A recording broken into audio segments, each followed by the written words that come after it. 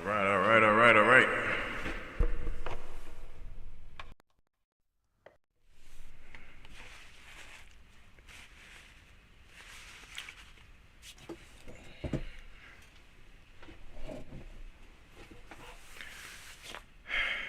All right, guys. Let's put the volume down a little bit. See how it's working. Let's go to testing. See how I'm looking like. Bam. Okay.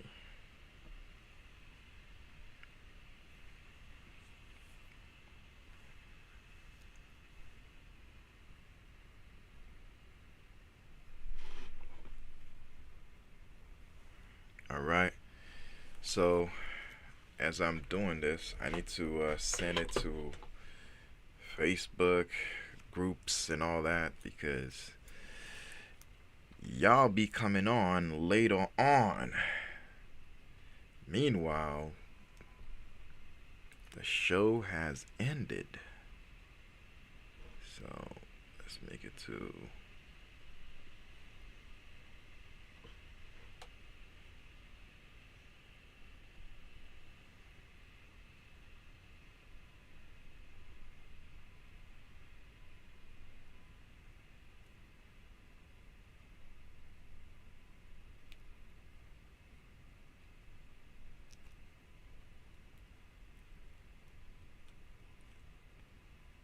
what's today?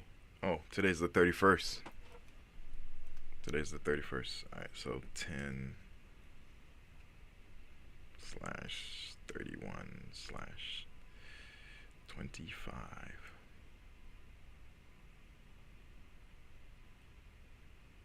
Alright, let's post this.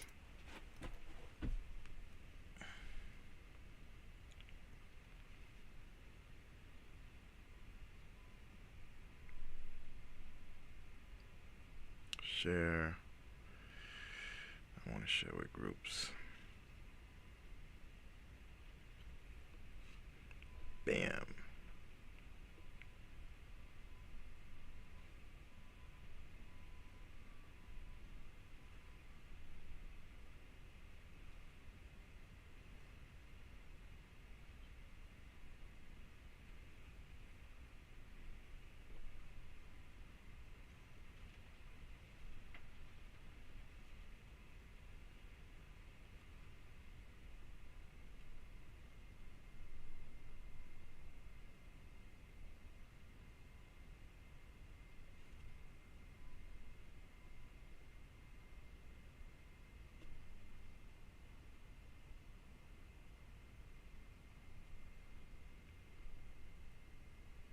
I got a lot for you guys today.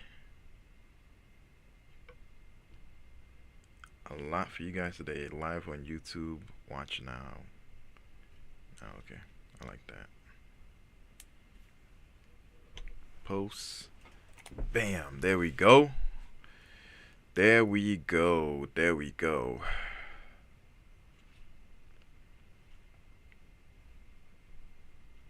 Let me let some people know.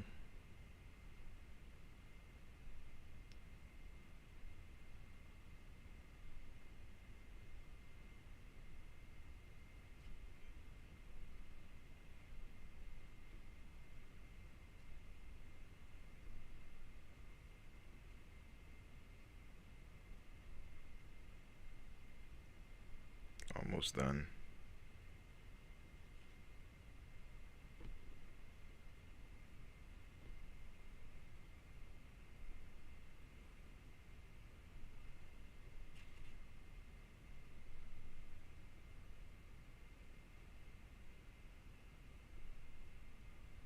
Done.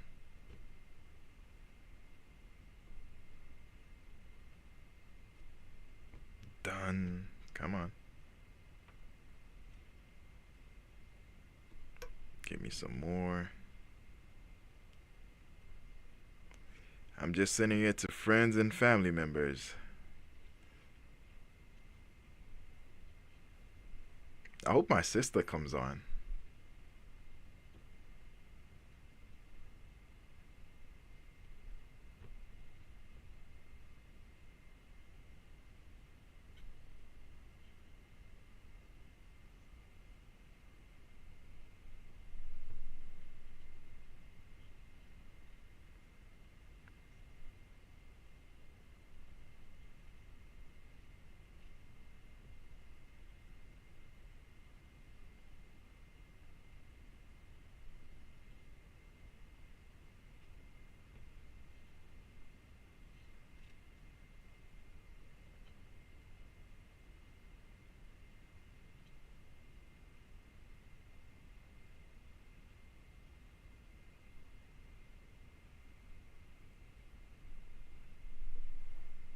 All right, I think I'm done. One more.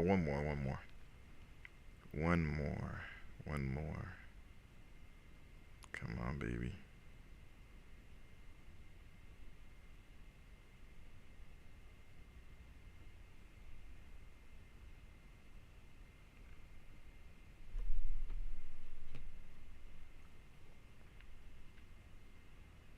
It's set. All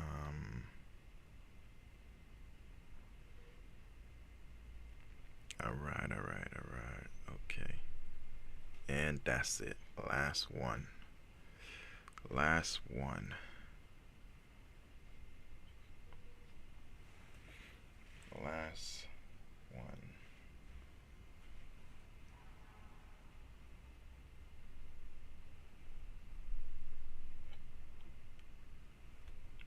Okay, let's set this up.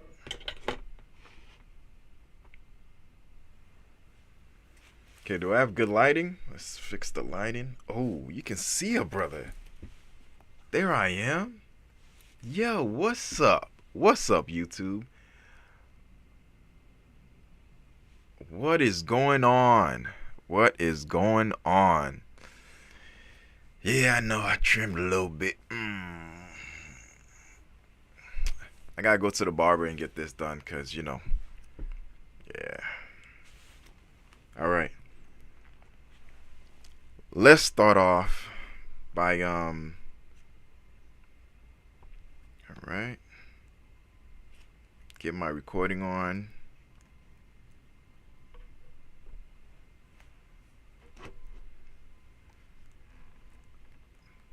All right. So let's start off by saying like and subscribe. I appreciate you guys. I appreciate you. All right. Appreciate you, and definitely you.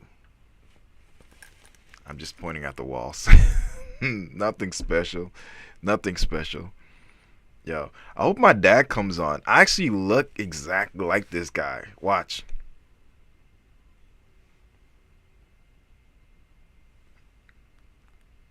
Anyways. Yeah, shout out to my dad. Let me give an applause. He's the reason why I'm here. All praise Most High God.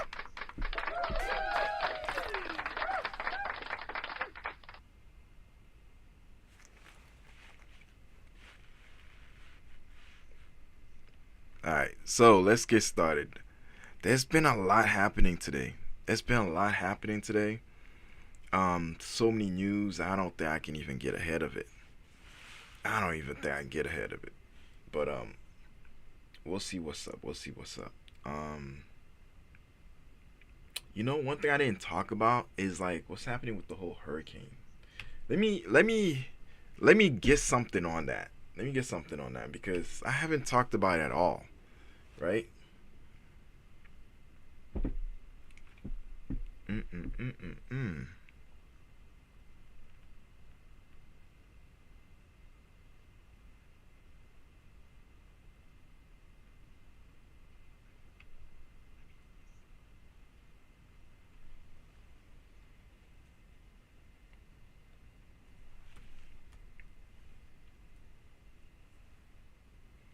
Okay, Hurricane Melissa, bam.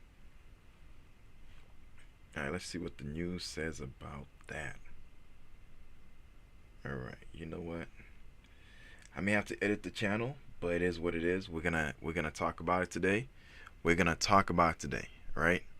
Okay.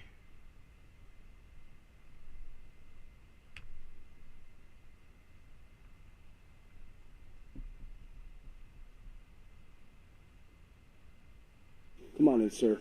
Thank you. I appreciate it. It's very, very.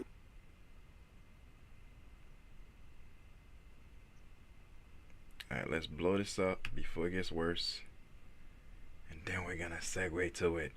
Ooh, let's hurry up.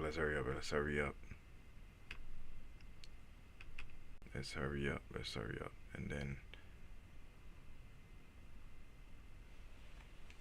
all right, Control Alt.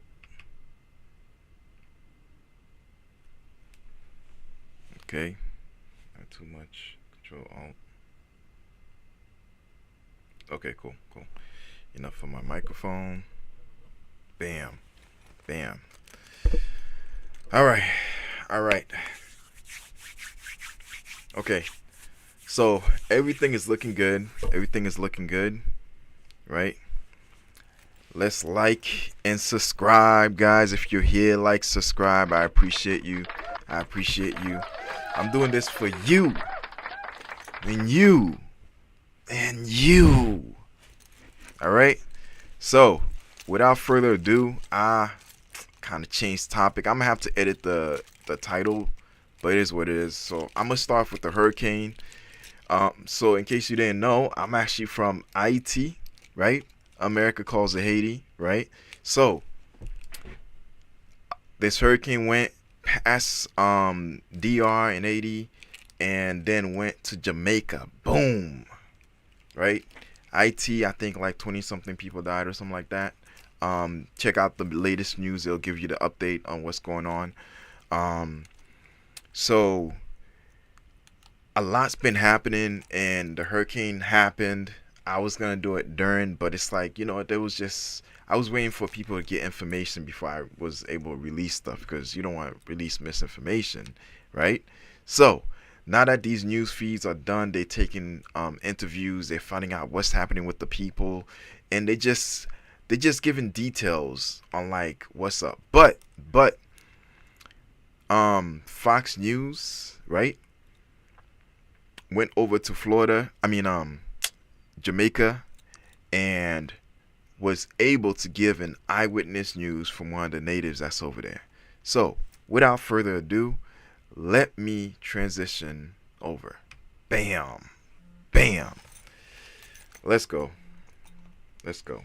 See if I can put up the volume. Alright, so volume's up. It's gonna be a little bit fuzzy. You know how I feel about the fuzzies. Important that we speak to you. Thank you. And you've got the camera right here. I appreciate you come on in a little bit right here.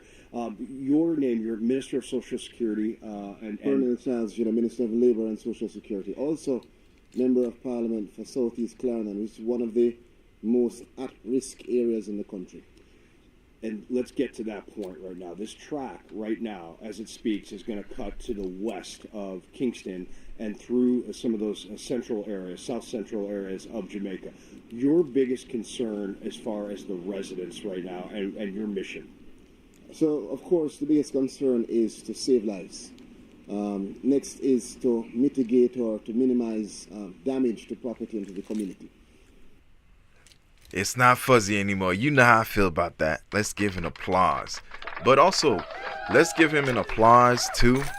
Let's give him an applause. He's got a whole lot to deal with. A whole lot to deal with. You got people that's stranded. You have people that's probably gone. And it's the death toll's not over.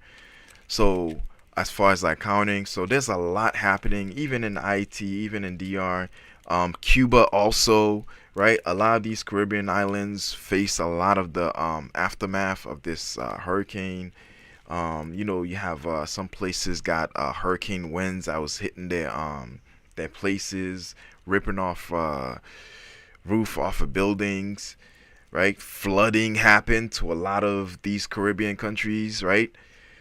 So, with that said, let's go back to them and see what happened, because the hurricane hit dead center Jamaica. It was I think their first Category 5 hurricane. So let's go.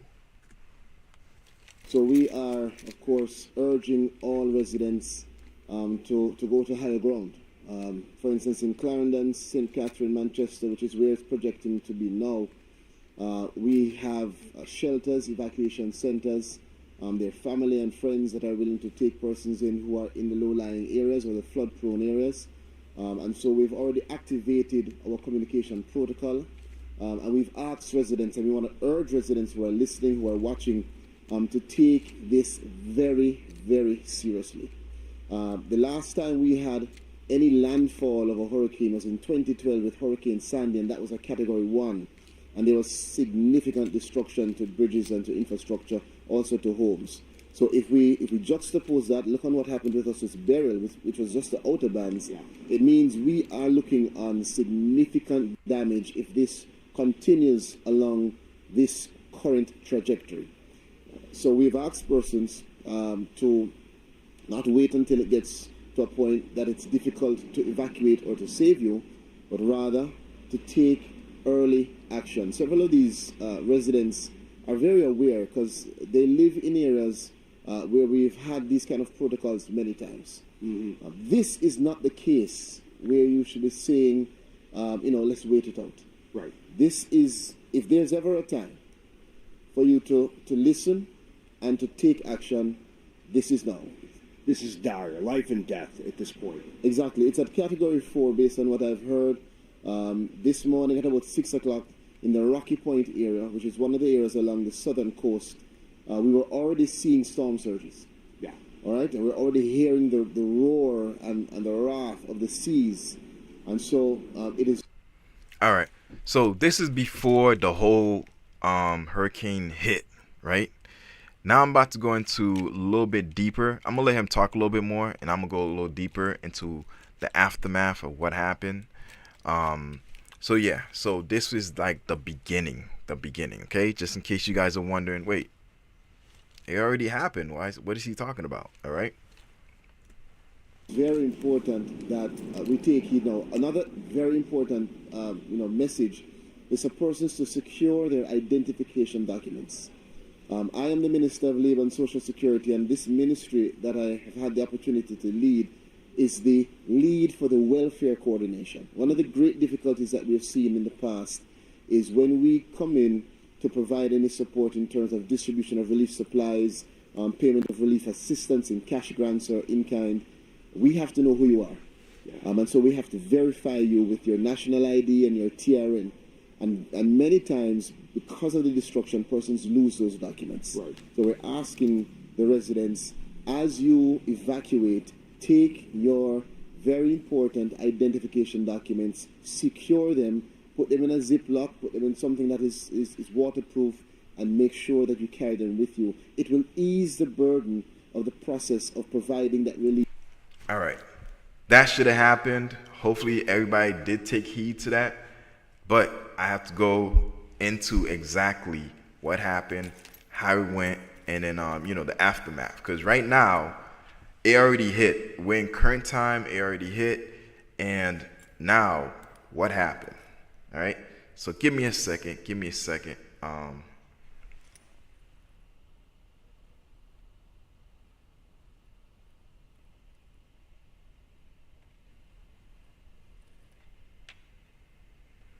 All right, I heard myself on the thing, and it was a little weird. I felt like there was like an echo or something. So hold on, give me a minute. Let me go to the next one so I can. Bam, let's segue to myself first.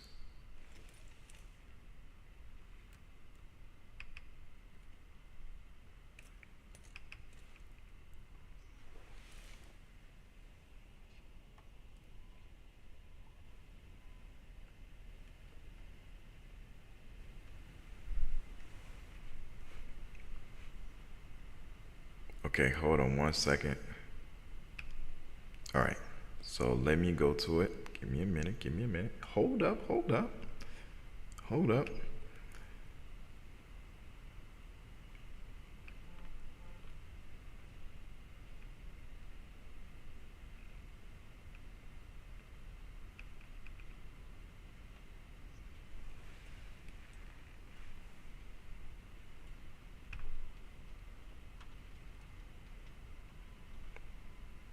right, let's see.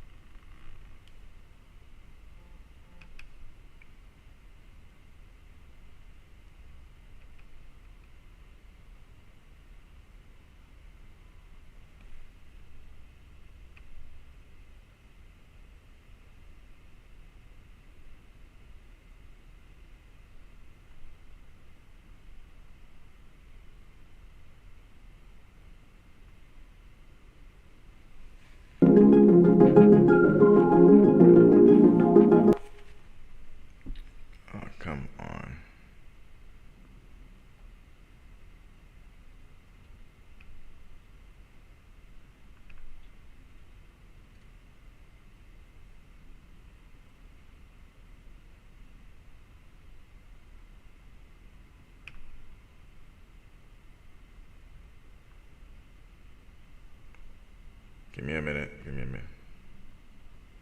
There we go. That's what I wanted.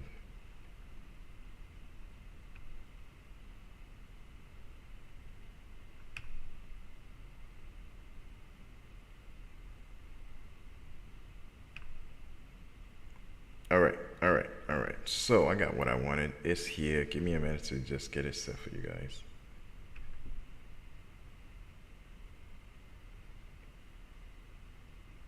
All right. This is more up to date. This is like about 3 hours ago. What happened?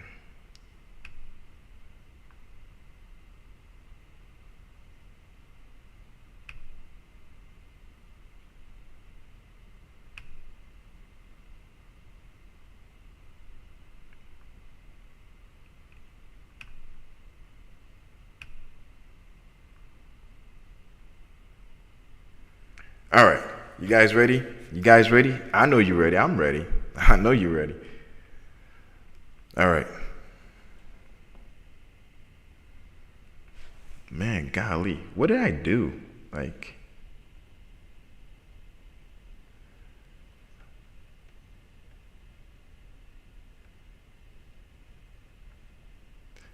testing. Come on, baby. All right, either way, let's get it going. Okay. All right, this is the more up to date. This is at least within 24 hours of what happened, right? Bam, there we go. So now, let's go. All right, let me.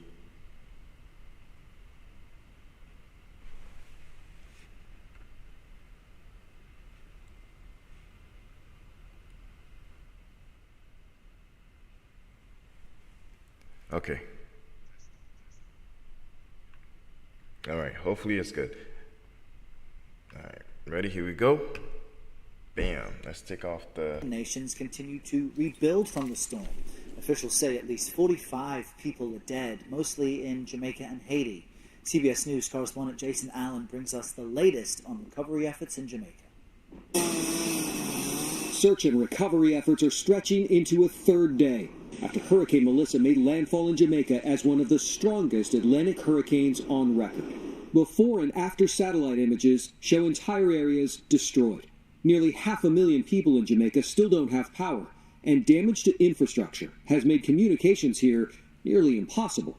There's a tower, looks like a communications cell phone tower that is knocked over right there. We made the 4-hour trek from the island's capital of Kingston to the northern tourist hub of Montego Bay. Along the way, This is one of the few places so far on this side of the island we've been able to get a signal.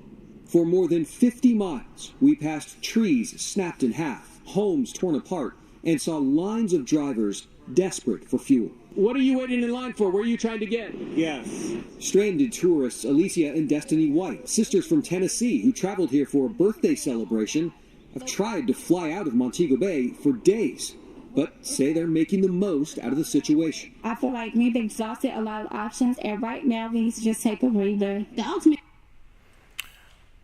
I actually know somebody that's there currently, and they're going through similar situations where they're like stranded and they can't really go anywhere. They're stuck in a hotel and they just waiting until, you know, things get better. So hopefully these people are able to get some control of the situation, and eventually planes and everything starts clearing out so they can be able to, you know, especially the tourists, be able to fly out and go meet their family, because I know there's lots of people are wondering, like, are they okay, you know? Blessing is being alive. Some airports on the island have resumed operations, allowing relief organizations like Global Empowerment Mission to fly in supplies. We have 10,000 tarps ordered, and there's probably 50,000 or more roofs that are damaged. Everybody's going to need a generator to be able to survive.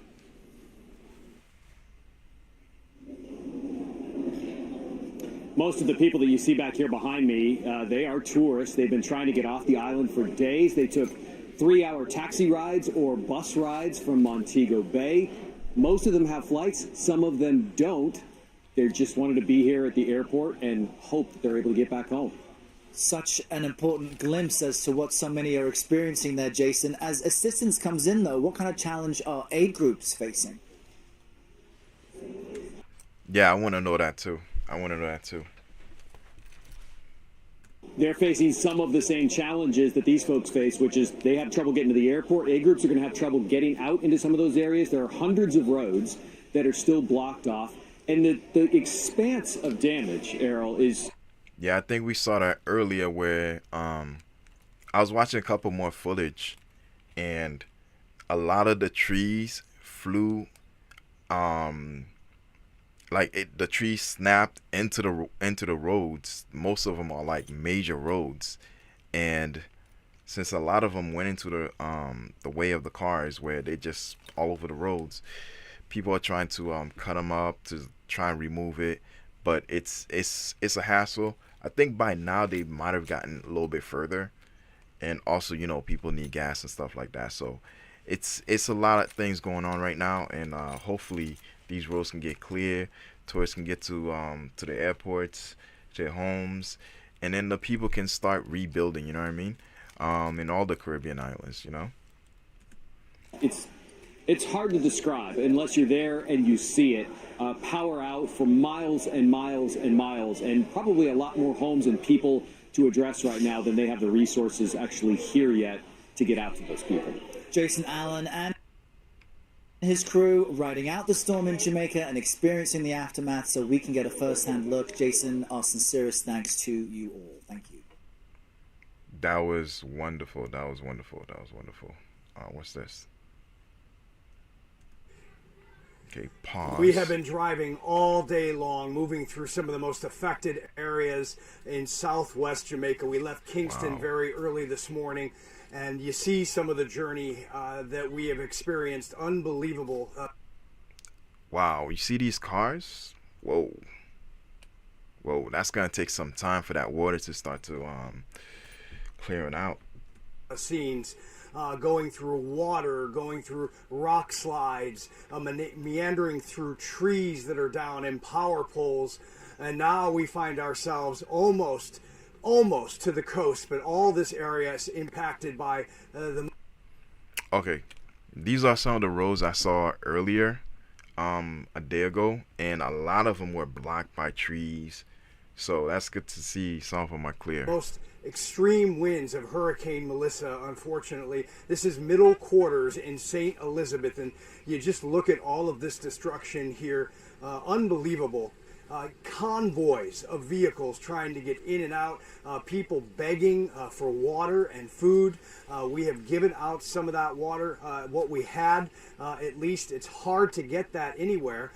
Wow, that's crazy. That's major devastation. Unless you're in Kingston, and unfortunately we got to Kingston so late the night before that we weren't able to get those provisions, and we left so early, not able to do that. We're going to try to get more of that as we make our way to the coast tomorrow, and we want to see even more affected communities, but we have traversed so much of the topography here today and gotten visuals not only from the air but also the ground.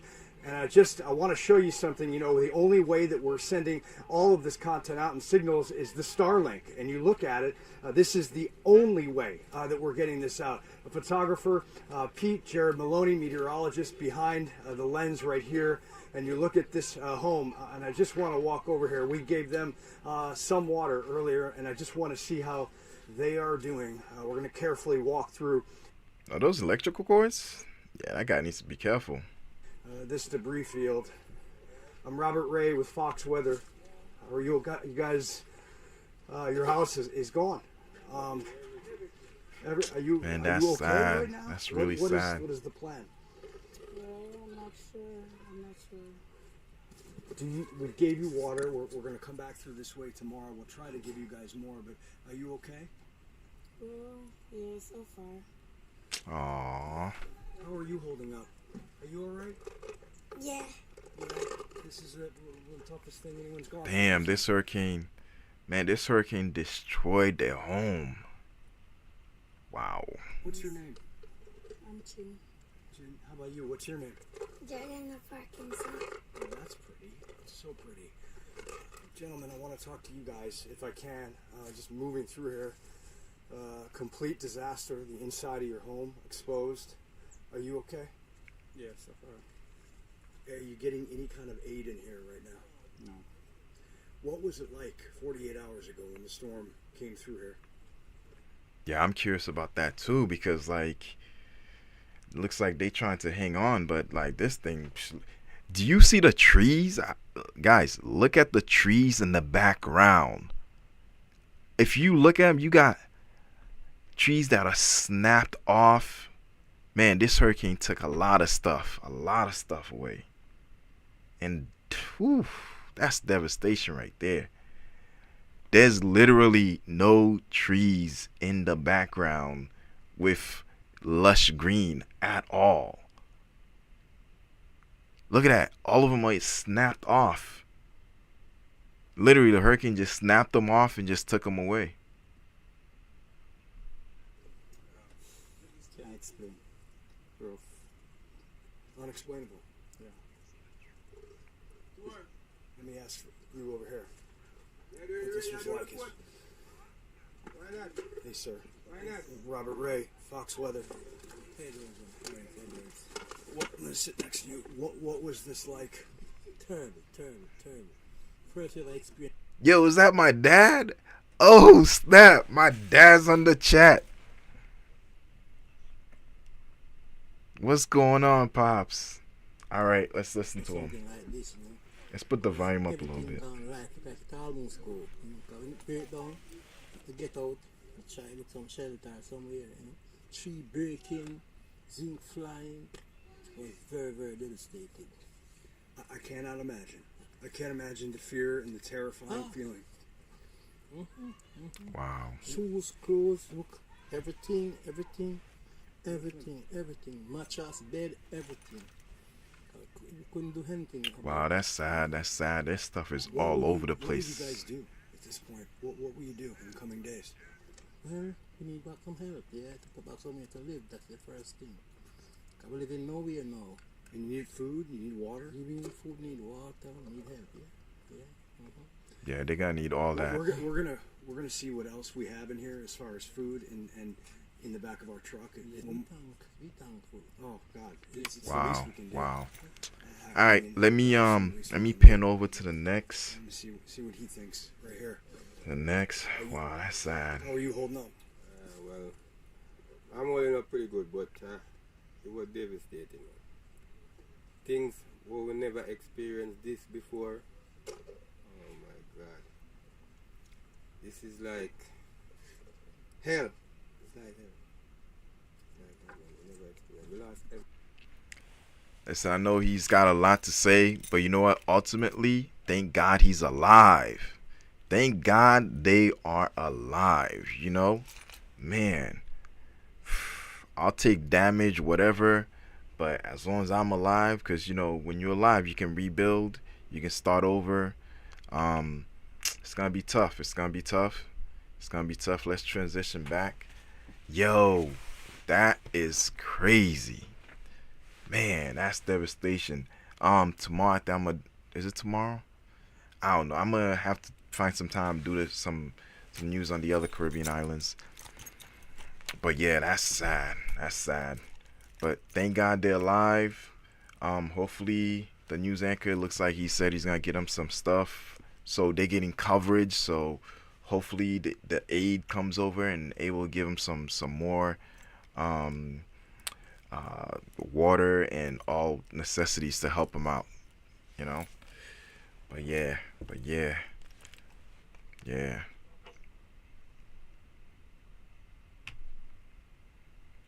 Let me pin my dad on top. There's my pops.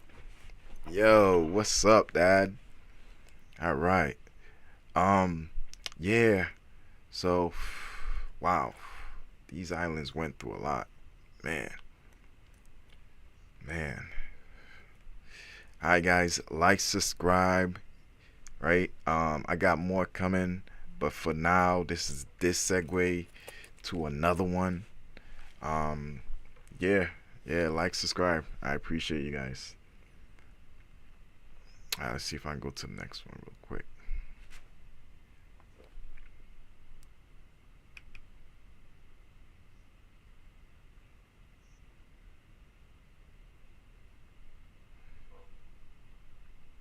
Give me a minute, go to the next one.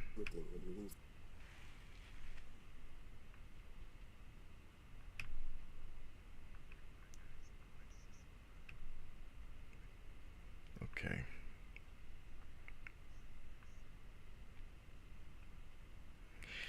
All right. What is next? What is next? What is next? All right.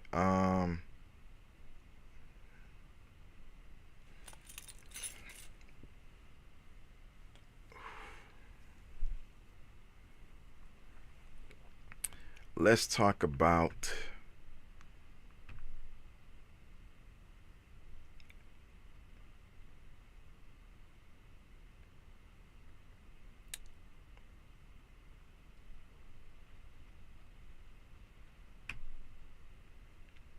all right, so this is Trump that's going to be coming on, and you know what, let me hold on one second before I talk about that.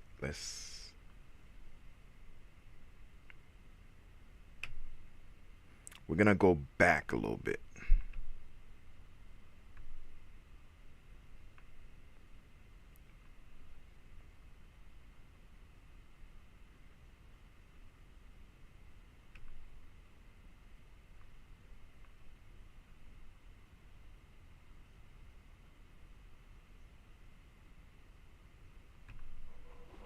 Okay, give it a minute. Give it a minute.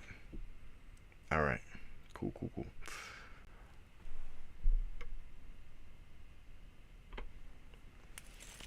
All right. All right. So. All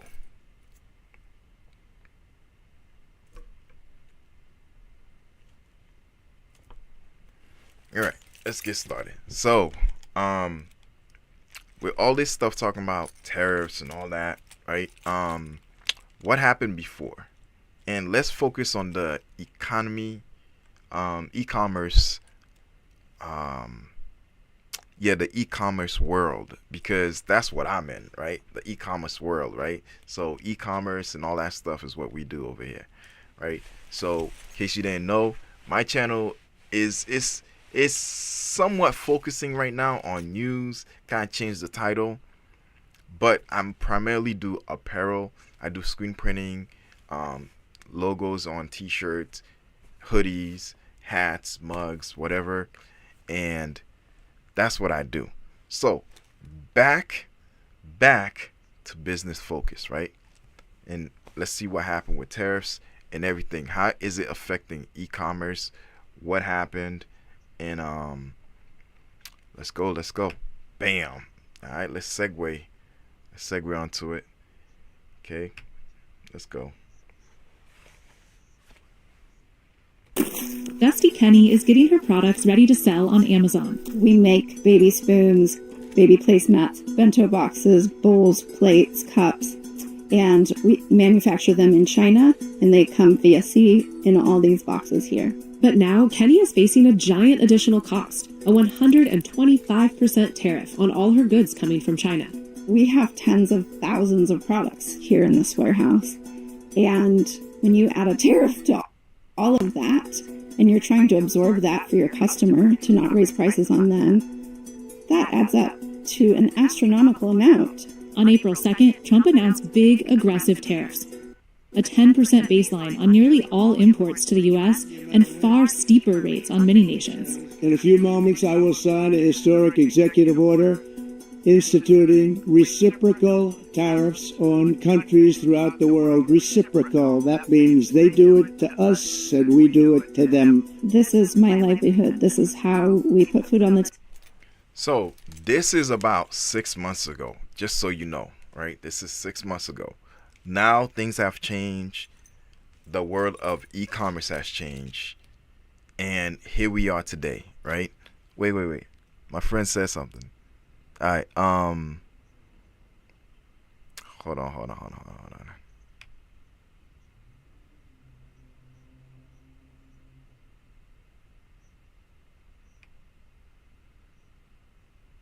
Give me a minute. All right. Green Energy Gem says, okay. This was talking about the previous thing I was talking about.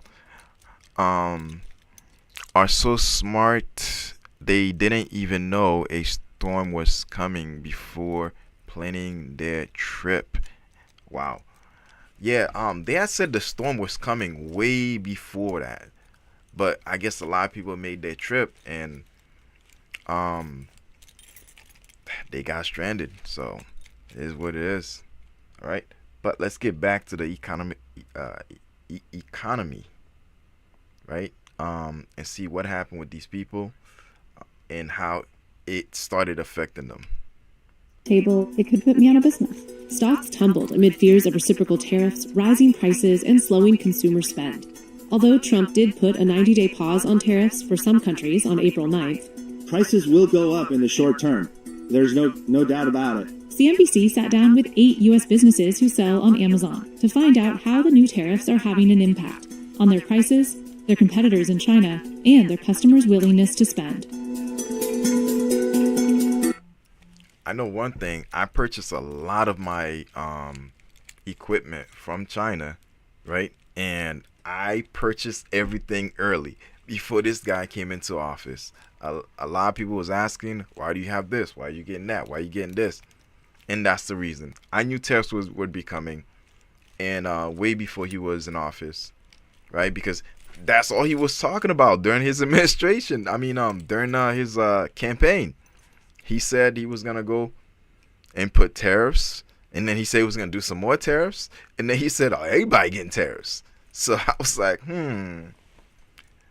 let me get everything in before I have to worry about anything else. So I got everything I needed here in the shop. And now we good.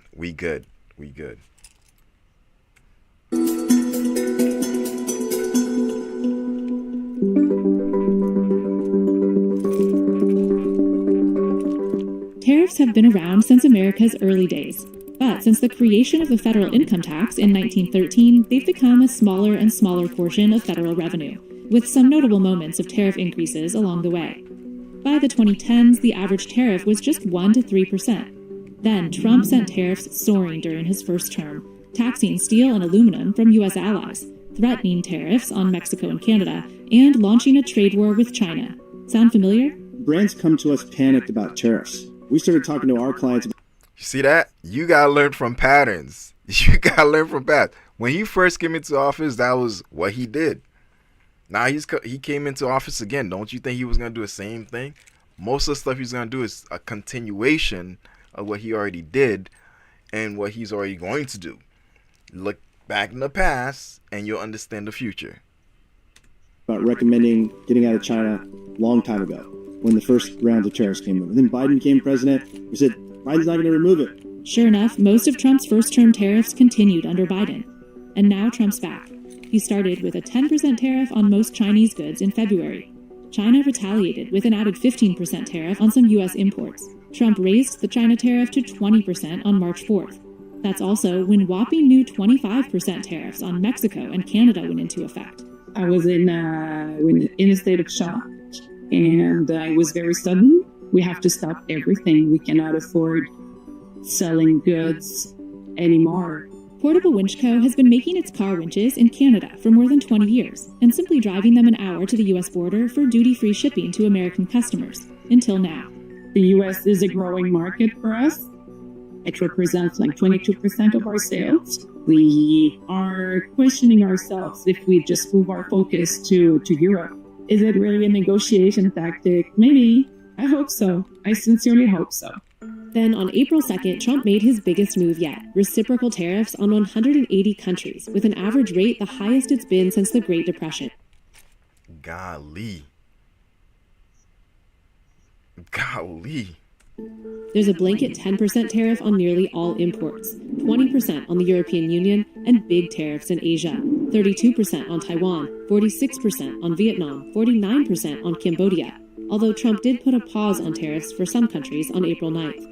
But in the biggest blow for many Amazon sellers, Trump doubled down on China tariffs, raising them to a humongous 125%, following China's own retaliatory tariff of 84% on U.S. What the? You guys see that? Whoa. That is... Whoa. Goods. Estimates show some 60 to 70% of goods on Amazon come from China. Although most products on Amazon are sold by third parties, tariffs will also impact its own brands like Amazon Basics. I get most of my stuff from Amazon, and like I said, I went and I grabbed everything before. So guess what? I wasn't as affected. They're trying to win by saying we have a similar feature set to the national battery at a lower price. And so if they have to raise that price, consumers are likely to have a preference for that well-known, familiar brand. So will Amazon increase prices on its own brands, passing the new tariff cost on to consumers? The last thing they want to do is right away just pass it to the consumer, because you don't know how transitory this is.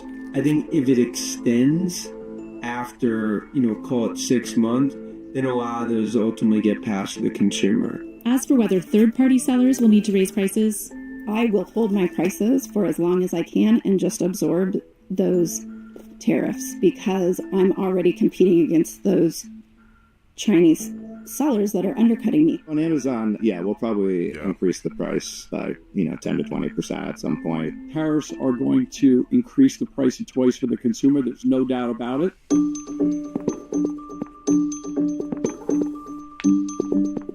While tariffs on China are nothing new, it's unusual for them to hit certain types of goods, like toys.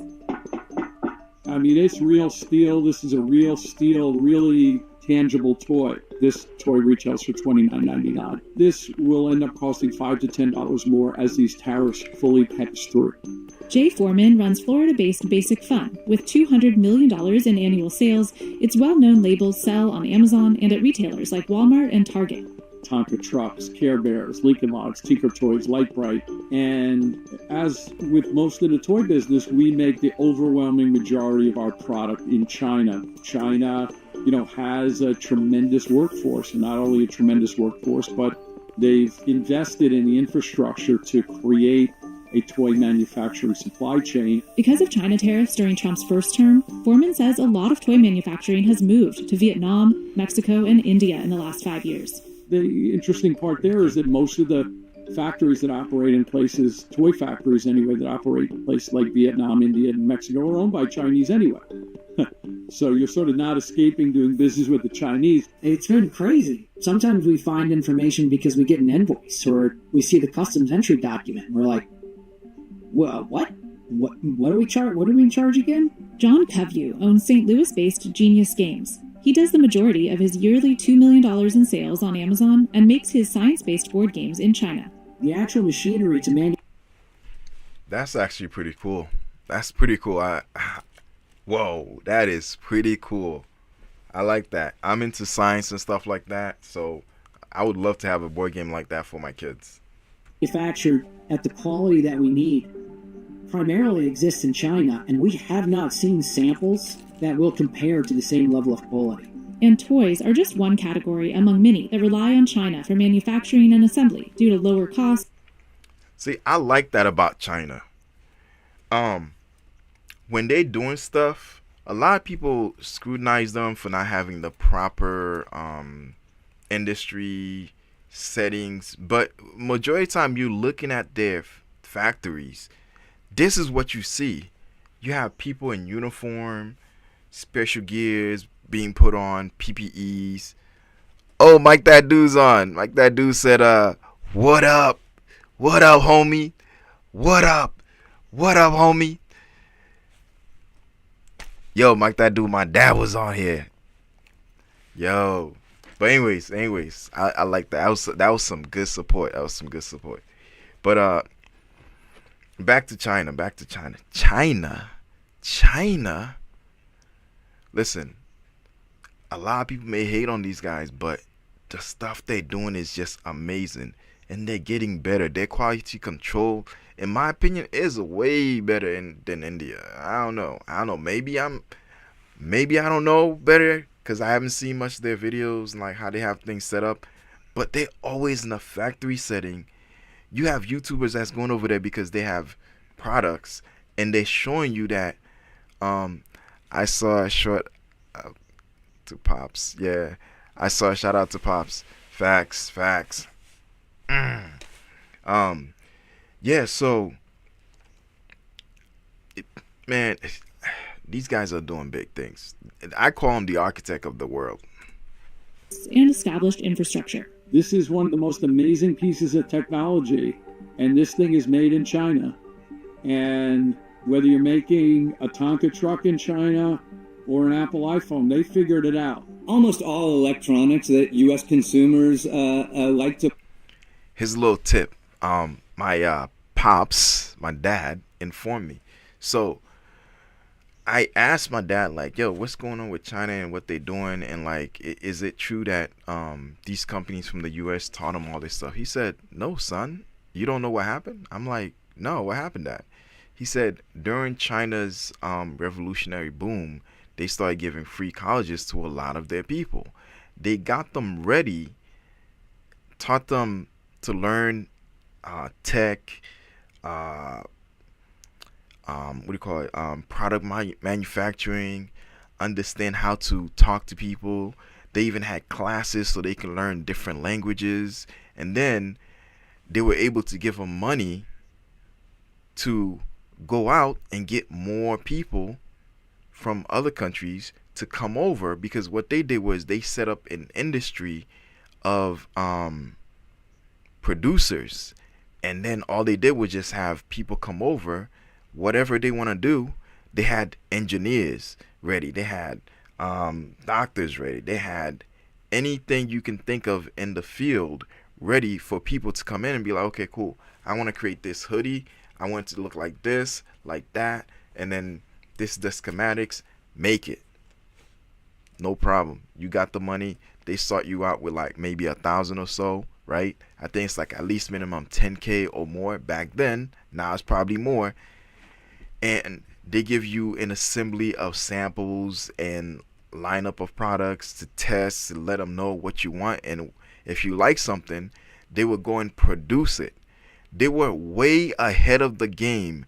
By the time people were coming over asking China to do this and do that, they already had all these people gone through school already, starting up businesses, and just monopolizing in the education field to now make products for anybody and everybody.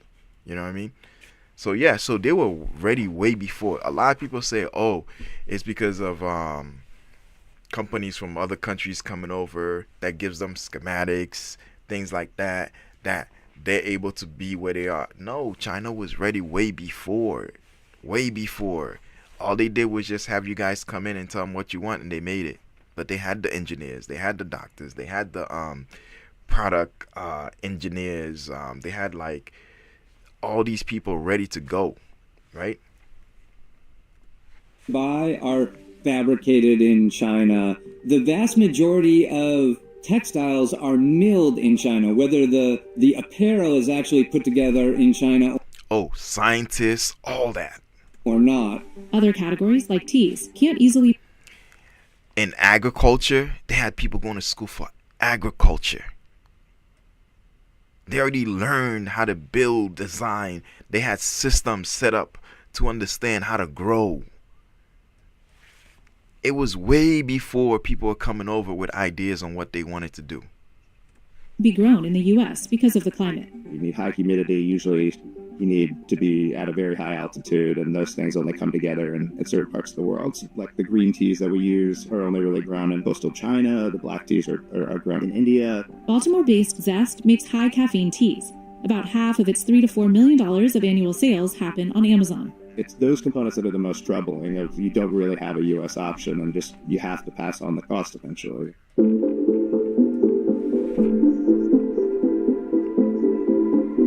This is our new Snacktainer silicone bento box. Penny's brand, Prima Stella, brings in about $800,000 annually, almost entirely from Amazon sales. I would love to be able to manufacture in the U.S., but the truth is that the infrastructure is not there. The manufacturing infrastructure doesn't exist. I've even considered what it would look like to open a manufacturing site, but that's way over my head and, out of my budget, right? Even with huge tariffs, Kenny says it still doesn't make financial sense to move manufacturing to the U.S. The cost is too high. It's not 10% or 20% higher. It's double or triple the cost per product. Right now, when you do try to reach out to manufacturers that are here, they don't even... You know, one thing I like about China and their setup, they are the manufacturer, right, of your product. And then you can have a basement, you can have an office, you can have a warehouse, you can have a garage, you can have a studio shed, right, an accessory building, right? And then it's just a place of work. You can line up your products and ship it, right? But China is the one building it, designing it, creating it, and getting it ready for you. So now you don't have to worry about all that. And I like that. return your calls or your emails. The people in China are hungry for the work. They'll get back to you right away. They make sure you get your shipments right away. They're on it. There are some, like Viper Industrial, that do manufacture entirely in the U.S. and charge a premium for it. We actually see it as a competitive advantage. You put our products side by side to a competitor's that is getting it overseas, and it's a night and day difference.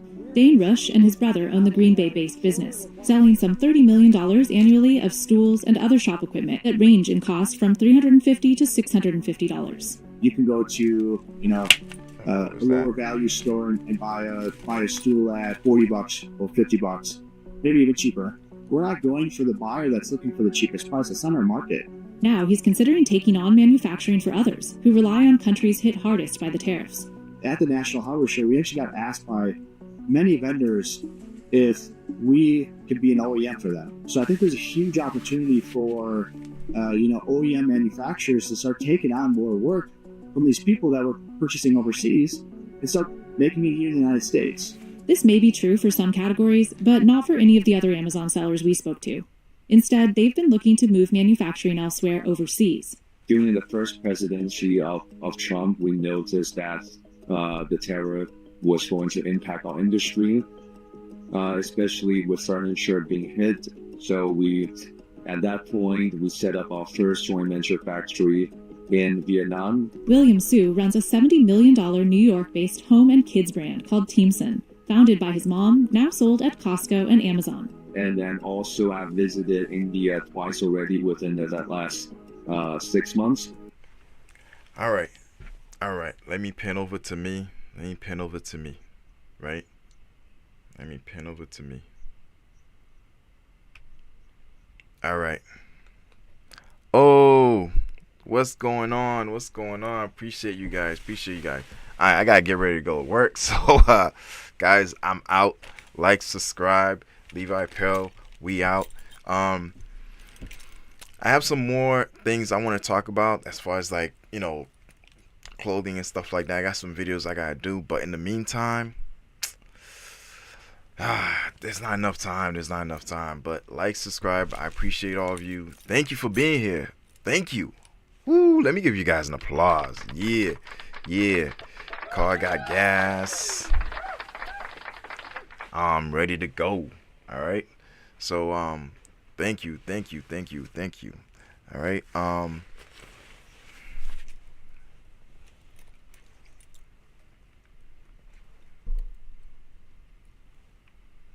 right.